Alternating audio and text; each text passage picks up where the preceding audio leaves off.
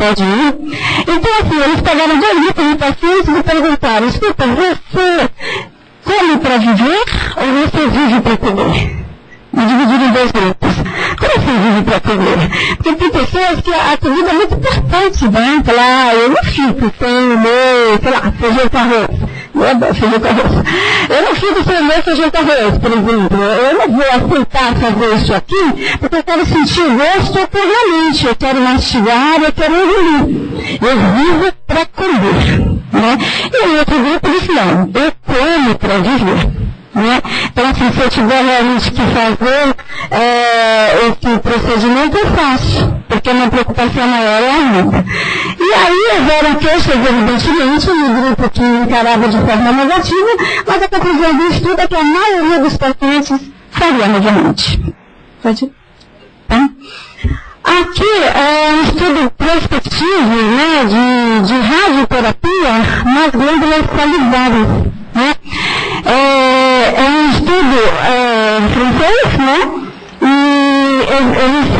aqui, quando nossos pacientes estão salivando demais, nós optamos solicitar ao urologista uma medicação, solicitar o adesivo, solicitar, até em casos mais avançados, a toxina botulínica antarétida. E lá, esse pessoal desenvolveu essa técnica, né, de radioterapia nas glândulas salivares, e eles avaliaram mais de 20 pacientes e com ela, e observaram que teve realmente uma melhora muito significativa. Os pacientes pararam de hipersalivar sem efeitos colaterais detectáveis. Então, assim, ainda é um estudo pequeno, mas já é uma coisa que a gente não tinha aqui, né, Bruno? Não sei se você tinha conhecimento, mas já faz. A Adriana disse que o pessoal de cabeça e pescoço aqui no Brasil já faz, né? Então, mas eu não conhecia. Pode passar? E foi comentado também sobre uma dieta mediterrânea que modificaria o risco de esclerose lateral amiotrófica, né? Na verdade, aqui, o estudo ficou um pouco confuso. Eu trouxe só para a gente comentar, mas o próprio apresentador, no momento que foram feitos alguns questionamentos, ele teve dificuldade para explicar.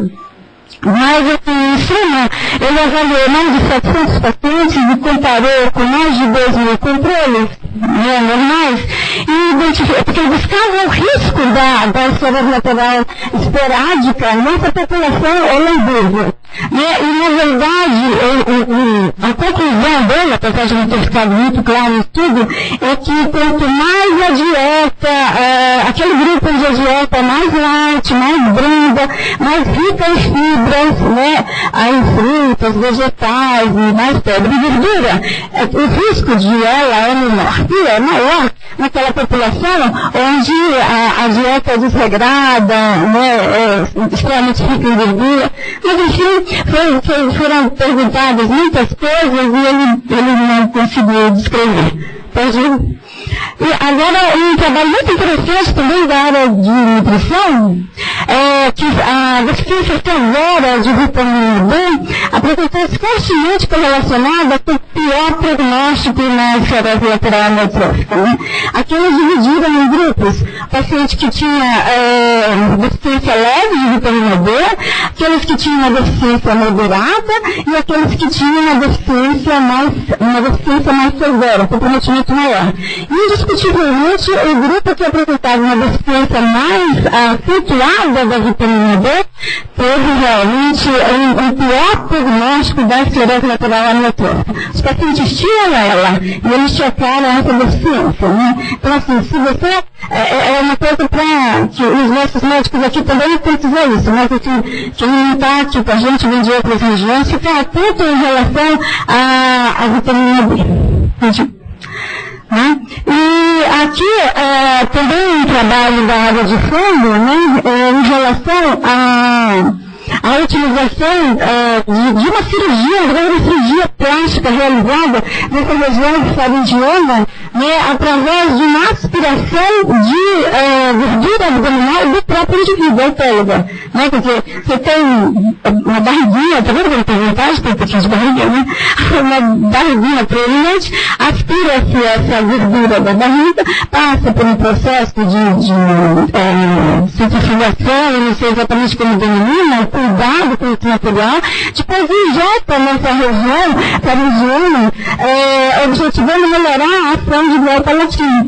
Então, os indivíduos que têm disartria, né, e que têm a fala nasalada, eu tendo a melhorar. Esse estudo foi feito com apenas 2 pacientes, né? Foi feito com apenas 2 pacientes, estudo suíço, né?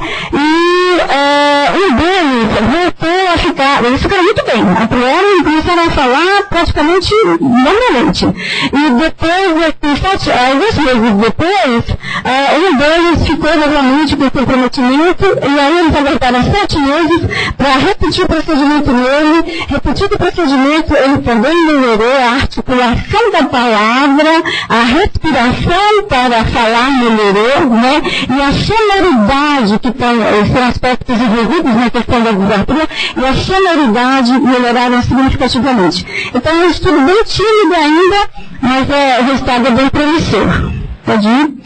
E o último, né, como a Fernanda falou, não tinha nada de fisioterapia motora, né? E o nosso grande questionamento é esse: fazer exercício, não fazer exercício, como fazer, né? A gente pode dar carga, que proporções de carga que a gente pode dar, né? Então, assim, nós trabalhamos com foco em conservação de energia o tempo todo, justamente porque nós não temos maiores conhecimentos acerca disso. E nesse estudo aqui, eles quiseram avaliar o papel do exercício, né, o impacto na progressão da doença, né? Então eles separaram em 2 grupos, eles tinham 234 pacientes, divididos em 2 grupos, e avaliaram os pacientes que já tinham uma história prévia de atividade física, já praticavam esporte antes de saberem da doença, da atividade natural, e o grupo que era absolutamente sedentário. E nesse grupo que já praticava atividade física, eles desenvolveram aí um programa de exercícios aeróbicos, né? Exercícios leves, uma natação, uma caminhada, exercícios breves. E observaram, compararam com outros grupos que não fez nada. E o que eles identificaram é que o fato de realizar esses exercícios aeróbicos leves não intensificou, não acelerou a doença, não perdeu a doença.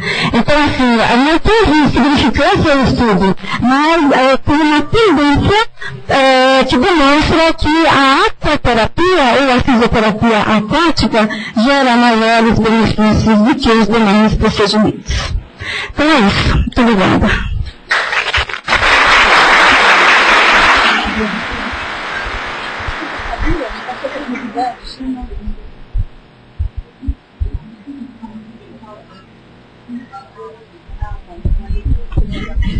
Algum questionamento para a doutora Cidênia? Antes que vocês falem, vejam só, vitamina D é deficiência grave. Ninguém falou que vai sair daqui todo mundo fazendo uso de remédio de vitamina D. Nós estamos falando de uma população diferente da nossa. Lá o sol não nasce, o sol morre. Praticamente ele não aparece. Você viu o sol lá? Não. Escurece 4 horas da tarde. E amanhã? Sei lá, mas é. E assim inclinado já desse jeito. Portanto, não tem exposição solar. Ou seja, o treinador baixa nessa população. E realmente tem uma quantidade grave. O que nós temos visto aqui na população nossa é que alguns indivíduos têm feito uso de uma quantidade enorme de vitamina D e suas complicações. Então, ninguém falou que vai sair suplementando todo mundo. É deficiência grave.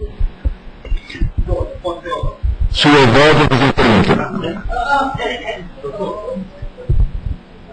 A doutora falou sobre mais a parte assim, uma coisa de aparelhos, essa coisa toda, né, que eu não vou ficar falando aqui. Mas o doutor, a Karine, não tem assim um medicamento, no caso, um problema respiratório, assim, para agir uma função local. Por exemplo, a minha esposa tem um problema assim de saliva, né? Ainda na farmácia não tem um remedinho para melhorar aquela saliva dela, sem ser essas coisas todas de aparelhos, não? será uma fala terapêutica. Tratamento, tudo bem? Então ela comentou mais dos aspectos respiratórios, fonoaudiológicos, nutricionais também, mas o Dr. Marco Antônio comentará a respeito dessa condição sua pergunta. Se ele responder essa pergunta para ele. Exato. Felipe, Rafael. Eu posso falar assim? Está sendo gravado? Cuidado que se fala aqui. Eu gostaria de fazer um questionamento. O meu pai, ele tem esclerose lateral amiotrófica. O foco principal dele é a parte bulbar, da parte respiratória, da deglutição. E por acaso, ele já usava CPAP há alguns anos por uma apneia obstrutiva do sono. Tá? E ele evoluiu com uma paralisia do hemodiafragma do lado direito, uma paresia esquerda, e com uma piora da dispneia, com esse cansaço e tudo mais. Eu queria saber se em que momento a gente tem que trocar esse aparelho, se é da noite para o dia, porque hoje, durante o dia, ele ainda está bem, faz exercício de fisioterapia, respiratória e motora, mas ele já usa um CPAP diariamente, que inicialmente foi indicado por um outro problema, e se tem indicação de a gente trocar isso. Muito boa pergunta. Muito bom mesmo. Na verdade, o CPAP não está indicado nessa condição. Aliás, não só a esclerose lateral amiotrófica, mas todas as outras doenças neuromusculares, nós indicamos o BiPAP. BiPAP significa um aparelho que trabalha com 2 níveis. BiPAP é um nome comercial, na verdade é bilevel, né? BiPAP é o nome do aparelho que é fornecido pela Philips, que a gente consegue aqui no Instituto do Som. É bilevel, 2 níveis de pressão. Ele melhora o conforto. É muito mais fisiológico para o paciente, muito mais fácil respirar com BiPAP. Eu diria que a troca é para ontem. Pela apneia do sono, virou o CPAP. Precisou de uma dada pressão para permeabilizar a via aérea, expandir o pulmão e oxigenar adequadamente. Né? Agora ele precisa por uma fraqueza da musculatura respiratória. Então a gente precisa dar um conforto, fazer as medidas ventilatórias, para identificar quais os melhores parâmetros para ele. Mas se você me disse que o acometimento é mais bulbar, a avaliação do paciente com comprometimento bulbar é mais difícil. Né? Então, essa era uma das questões que o pessoal que foi apresentar o TOSCA, o aparelhinho, coloca. Já que no paciente com acometimento bulbar inicial é muito difícil a gente avaliar, vamos fazer a mensuração dos níveis de CO2, de gás carbônico, o gás que a gente exala, e que o normal é entre 35 e 45 milímetros de mercúrio. Se estiver acima disso, o indivíduo começa a ter dor de cabeça, fadiga, falta de ar, entre outros comprometimentos. Então, assim, como o comprometimento do CPAP é mais bulbar, talvez a avaliação agora seja mais dificultada, a gente pode fazer uma capnografia, que não vai ser com tóxica, porque esse a gente usa aqui, mas a gente pode fazer uma medida do CO2 exalado, com um cateterzinho, um aparelho que identifica os níveis que ele está apresentando, a gente pode fazer uma oximetria noturna, né? A gente pode fazer uma série de coisas, mas a priori o aparelho é BiPAP, não seria o CPAP. E é troca já. Tá? Mais um questionamento, vou fazer lá no fundo, por gentileza, pode vir um pouquinho aqui à frente, tem jeito? Porque como está sendo gravado?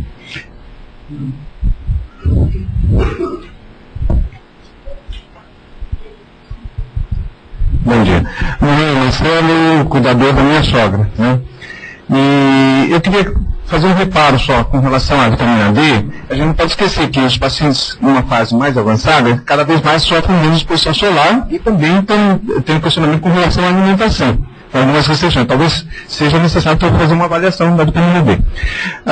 O questionamento que eu queria fazer é com relação ao pôster 24. Se foi feito no congresso, algum cotejamento entre o uso dessa técnica de fazer uma injeção de gordura, né? Eu acho que é isso, para tratamento de aloe, com o uso do Botox. E a vantagem, né?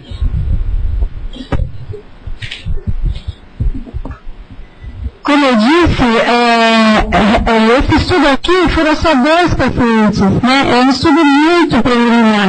Eles não fizeram essa correlação com a toxina botulínica, né? Eles já partiram para a utilização da radioterapia em glândulas salivares, né? É outro? Ah, da gordura, tá.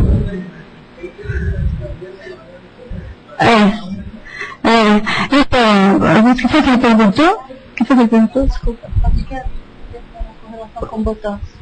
Pode. Oi, bom dia. Na verdade, sim, eu estou conhecendo o trabalho hoje também com a apresentação da Celiana, mas o que me parece é que a tentativa de colocar uma massa maior, um aumento de massa ali feito com gordura na região posterior de véu é para facilitar o fechamento de véu palatino.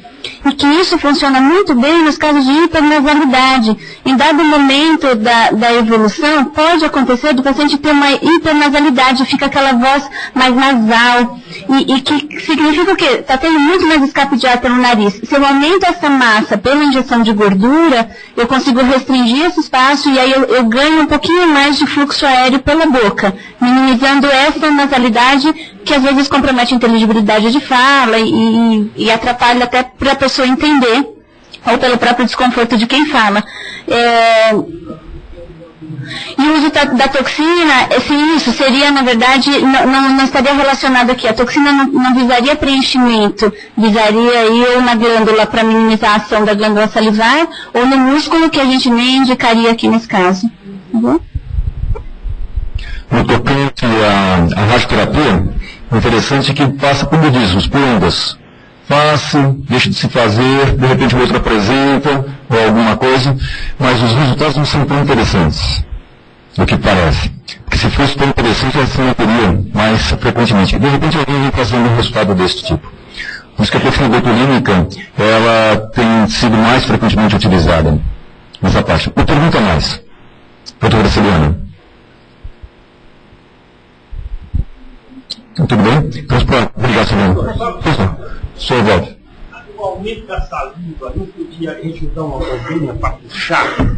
Assim, uma coisa, não tem essas bombas que é um chupador, vai, doutor, a saliva para melhorar, não sei? Bem, doutor.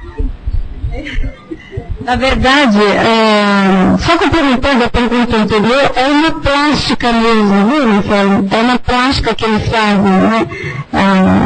Então, pense como realizar essa aspiração. Sabe o sugador de dentista? A gente vai ao dentista, ele liga aquilo para mim, fica continuamente sugando a saliva. Você pode comprar aquilo na farmácia, é fácil, né? Adquirir, comprar um pacotinho, comprar um aspirador de secreções e você conecta o sugador na sondinha, liga o aparelho e fica sugando na região que estiver incomodando. Existe isso. É um procedimento simples. Alivia o desconforto, né? Para o paciente que fica com acúmulo, às vezes unilateral, às vezes bilateral. É fácil. Ele pode fazer, se ele tiver atividade manual, ou você pode fazer por ele. É bem tranquilo, tá? Tudo bem? Nós vamos